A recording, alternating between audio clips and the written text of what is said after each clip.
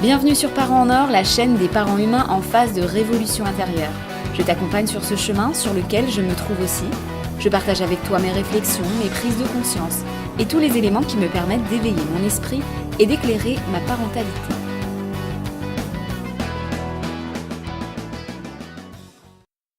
Salut, c'est Sandra, je suis contente de te retrouver cette semaine et de te retrouver en ce début de nouvelle année que je te souhaite la plus merveilleuse possible. Et ce début de nouvelle année, c'est aussi en fait le premier anniversaire de la chaîne. Ça fait 1 an pile que je m'enregistre toutes les semaines, ou presque toutes les semaines. Et c'était le moment aussi pour moi de regarder un peu en arrière sur cette dernière année d'enregistrement, mes vieux épisodes, mon évolution. Et c'est génial parce que en fait ça m'a permis de constater que en 1 an, même encore, j'évolue, je change, mes opinions, mes visions changent et tout ça. Et j'ai pu voir que certains épisodes étaient à enlever.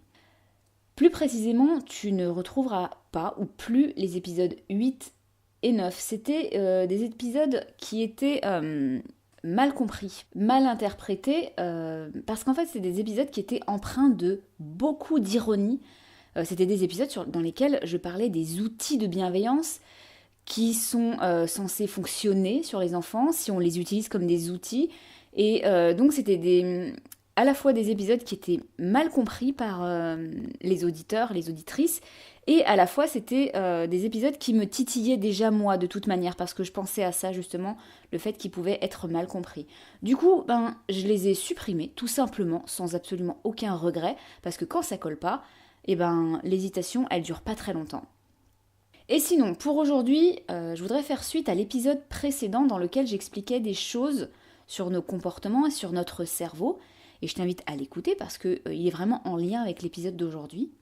Je disais que notre cerveau, c'est un cerveau qui est essentiellement archaïque, qu'il est optimisé pour un environnement archaïque. On est vraiment encore beaucoup régi par des comportements très anciens. Et aujourd'hui, je voudrais faire un parallèle et voir les choses dans l'autre sens. Parce que, en fait, si notre cerveau il n'est pas adapté à nos vies contemporaines, ça sous-entend que notre société contemporaine, elle n'est pas adaptée à notre cerveau. Elle est donc inadaptée à nous, les humains. Il y a un décalage donc entre notre cerveau qui évolue lentement et notre société qui a fait des avancées fulgurantes dans tout plein de domaines. C'est un épisode vraiment important pour moi. Et je dis souvent, en fait, je crois, que le sujet de l'épisode, il est important, mais celui-là, il est assez particulier pour moi. Il renvoie, en fait, à ma vision large du monde, à mes questions existentielles, personnelles, qui me travaillent encore beaucoup, beaucoup en ce moment, et depuis un moment déjà. Je voulais d'ailleurs préciser, comme je le fais souvent, je pense, dans mes podcasts, qu'il s'agit ici encore de mon opinion, que rien ne peut être considéré comme des faits, surtout dans la psychologie en fait, pour expliquer des comportements. Et pour te faire une idée de ma manière de penser, je suis assez proche du courant de la psychologie évolutionniste et de la zététique, le fait d'être sceptique et de chercher les hypothèses les plus objectives et les plus probables via, le plus souvent, via la démarche scientifique. Voilà, donc ça c'est mon dada, c'est mon truc en fait. Et dont découlent beaucoup de mes avis que je partage ici du coup. J'aime bien rechercher les choses les plus probables en fait, me rapprocher de la vérité, enfin tant qu'on peut quoi.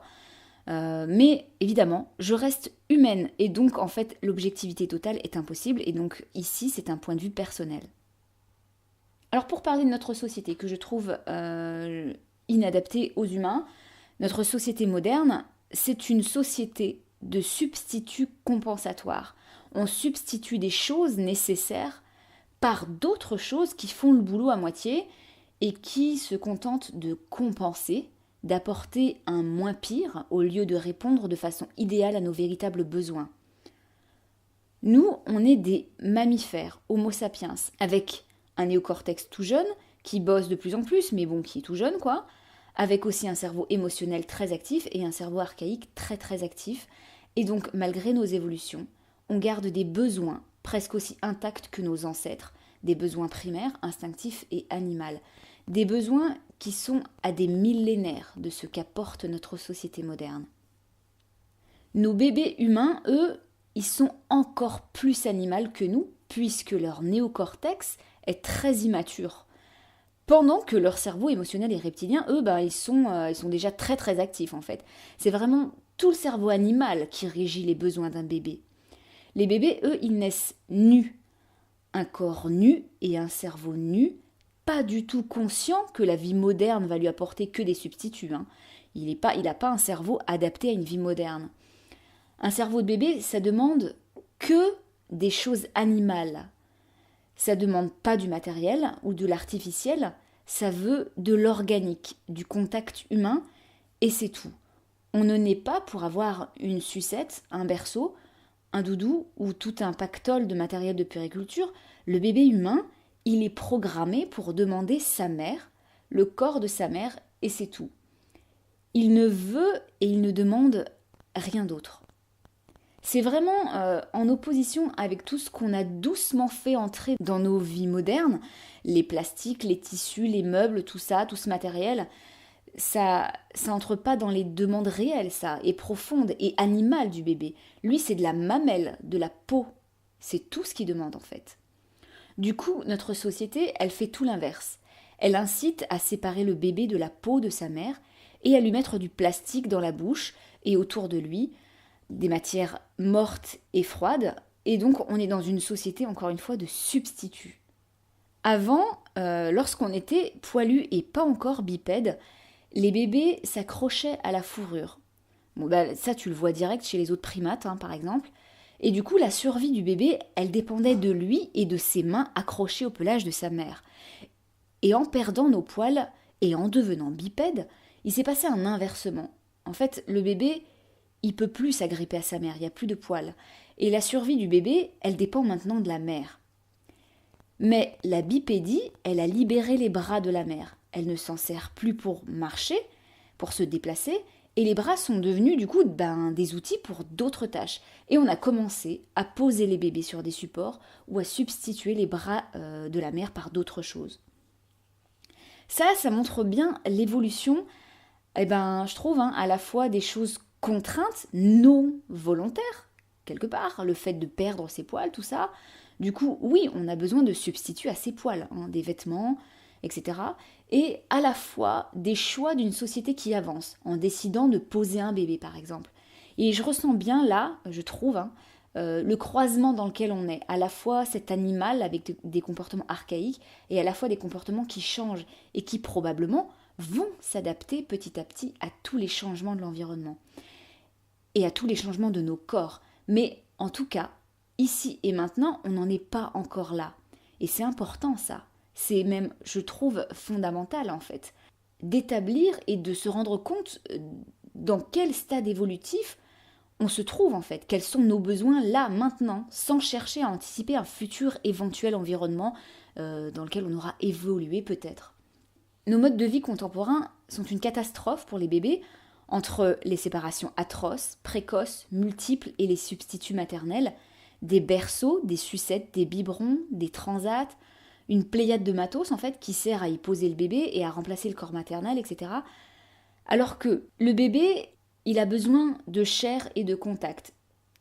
Dans notre société, on prône classiquement la séparation physique dès la naissance avec un lit pour le bébé, une chambre, un espace bien distinct de celui des parents. On le laisse pleurer et on substitue la présence de la mère par un doudou par exemple, ou de la musique, ou des mobiles musicaux, ou même des appareils maintenant qui reproduisent les battements du cœur de la mère. Le bébé, il a besoin de lait maternel. Celui de sa mère est idéal, il est fait pour lui, adapté à lui, et il s'adapte au fil du temps en fonction de lui et de sa santé. Et dans notre société, on propose rapidement plein de substituts à cet outil multifonction qu'est le sein.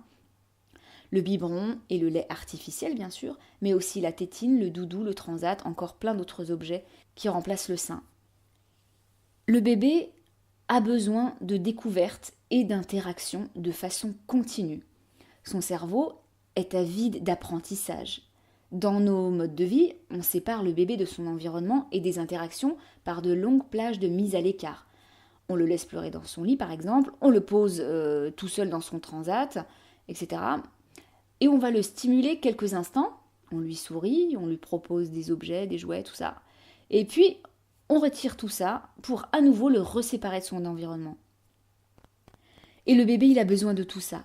Il a besoin d'être relié à un être vivant, relié au sens propre, relié par la peau, et il a besoin d'interaction et de découverte. Aujourd'hui, notre société actuelle et moderne lui offre ça par des miettes. En grandissant, le bébé devenu enfant se confronte de plus en plus à la dureté d'un mode de vie toujours aussi inadapté à lui. Un enfant, petit, moyen, grand, il a besoin de contact physique, de maternage, jusqu'à bien plus tard qu'on ne le croit et qu'on ne le dit. Il a besoin de la présence de ses parents, de sa figure d'attachement. En fait, le fil qui le relie à sa mère ou à son parent de référence est moins épais que lorsqu'il était bébé, mais il est toujours là et nécessaire. Si le besoin est là, c'est qu'il est nécessaire. Mais notre société incite encore et toujours plus à la séparation, avec la reprise du travail de la mère très précoce, avec la crèche, la nounou, l'école, le lit séparé dans une chambre, etc. L'enfant, il a besoin de se sentir accepté et aimé tel qu'il est dans les groupes auxquels il appartient. Et pourtant, notre société formate et dresse l'enfant pour qu'il soit tout comme on croit qu'il faut qu'il soit. On lui dit ce qui est bien, ce qui est mal, on lui dit ce qu'il doit faire et ne doit pas faire. L'enfant, il est raboté, on le découpe, on le moule, on le dresse. On lui montre que la politesse passe avant lui, que les autres passent avant lui, que les décisions et les choix des autres passent avant lui, que les convenances et les règles de vie en société passent avant lui, et donc que finalement, le groupe passe avant l'individu. En parallèle, on lui met la pression pour qu'il acquiert le plus rapidement possible en fait les acquisitions et l'autonomie qu'on veut de lui. On laisse rarement un enfant acquérir tranquillement ses compétences innées. On pousse, on incite les enfants à être autonomes très vite. On leur dit qu'ils sont grands, ça y est, tu es grand, qu'il n'est plus un bébé, qu'il doit vite se débrouiller tout seul, qu'il sait le faire, qu'il n'a pas besoin de nous, etc. Alors que jusqu'à très tard même, et jusqu'à toujours même, je dirais, pour certains besoins, un enfant, il a besoin de ses parents, de leur présence, il a besoin de maternage, de contact physique, de fort maternage, pour se sentir suffisamment valable et confiant, pour aller explorer le monde de plus en plus loin et de plus en plus seul. Un des besoins de l'enfant, c'est d'apprendre et de découvrir par lui-même, par plaisir, par le jeu. Apprendre, c'est un jeu en fait, même adulte, même vieux. Et l'école classique dans nos sociétés modernes, dans notre système classique en fait, ça ne fait pas ça. On force l'entrée des connaissances dans le cerveau des élèves à coups de marteau, mais ça rentre mal et très peu.